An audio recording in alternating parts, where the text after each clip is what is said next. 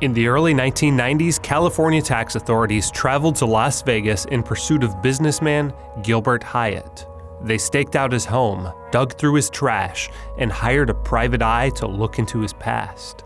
They were after a piece of his fortune. Never make a deal with an extortionist. They don't view themselves as public servants. They view themselves as bounty hunters. It's a story of greed, harassment, anti-Semitism, and the abuse of power. This isn't the first time the tax agency has strong-armed a citizen, but what's so unusual about Gilbert Hyatt is that he fought back. I've waited 20 years for this. Gilbert Hyatt made his fortune as the patent holder of the microcomputer, a predecessor of the microprocessor. Hyatt was a resident of Orange County, California, but in 1991, he packed up and relocated to Las Vegas. The following year, he was contacted by the California Franchise Tax Board. But I didn't realize that it was going to be trouble because I had moved, I had sold my house, I was living in an apartment, and then I bought a house in Las Vegas, and I was very well settled. An agent at the Franchise Tax Board had read an article about the potential billions of dollars in royalties pouring in as electronics companies like Philips and Sony started licensing Hyatt's technology. He decided to investigate. The tax agents concluded that his move was a sham and that he owed them more than $13 million in taxes, fees, and interest penalties. They would not agree that I became a Nevada resident until I moved into my house, which was essentially the absurd position that you have to buy a house and move into it in order to change residence, which is not the law. Some companies have already said goodbye to California. 254 companies of all sizes. Many of them are just simply moving out of California. Toyota announced it will move its national headquarters and thousands of jobs to the Lone Star State after California's marginal income tax rates are the nation's highest, which drives many wealthy residents to pack up and leave. Hyatt says he moved to Las Vegas because casino billionaire Sheldon Adelson, who had dreams of creating a Silicon Valley in Sin City, lured him there. No matter the reason, California didn't want to let him go. It's mostly the attitude of many of the bureaucrats in the Franchise Tax Board. They don't view themselves as public servants. They view themselves as bounty hunters and going out and getting as much tax dollars as possible. John Kupel is the head of the Howard Jarvis Taxpayers Association in California. He says that California's tax agency is one of the most aggressive in the nation. California is often desperate for revenue to cover its out-of-control spending. In 1993, when tax agents began auditing Hyatt, California faced a budget deficit of $3.8 billion, the largest in the nation. The Franchise Tax Board itself faced huge cuts and even possible elimination. There's many systemic problems with the inability to process tax returns quickly. They're abusive investigatory tactics.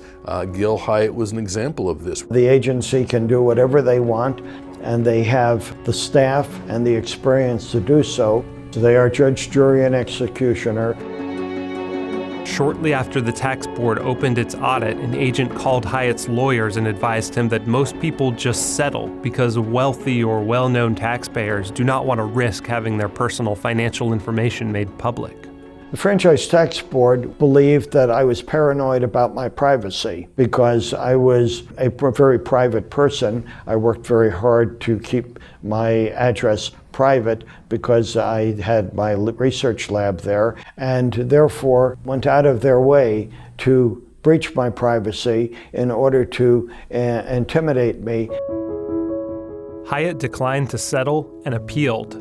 The tax agency hired a private eye to interview Hyatt's former California neighbors, 22 of whom later testified that he did indeed move away after selling his house. They also sent letters to his friends, former colleagues, and even his rabbi. I was shocked by those letters that they were sending out for several reasons. First of all, you look at it and it looks like a criminal investigation. Second of all, it tells all of my personal relationships, businesses, entities, friends, my rabbis, that I'm in trouble with the Franchise Tax Board. And third of all, it had my Social Security number on it, which is supposed to be private.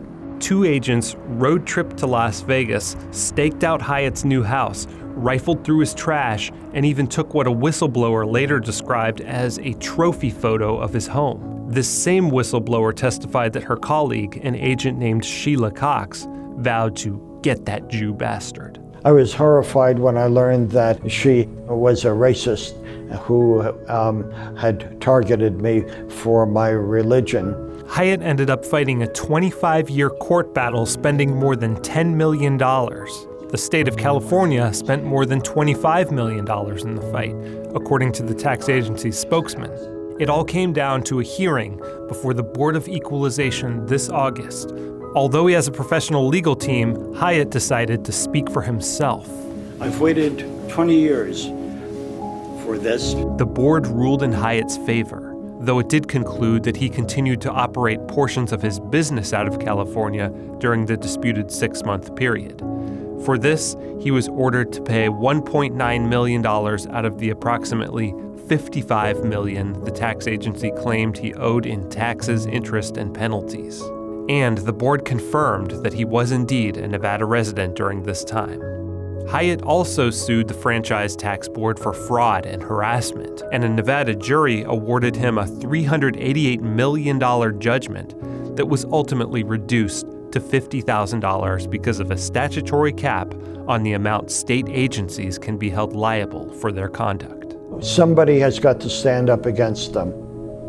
Power will corrupt, and as the cliche is, the power to tax is the power to destroy.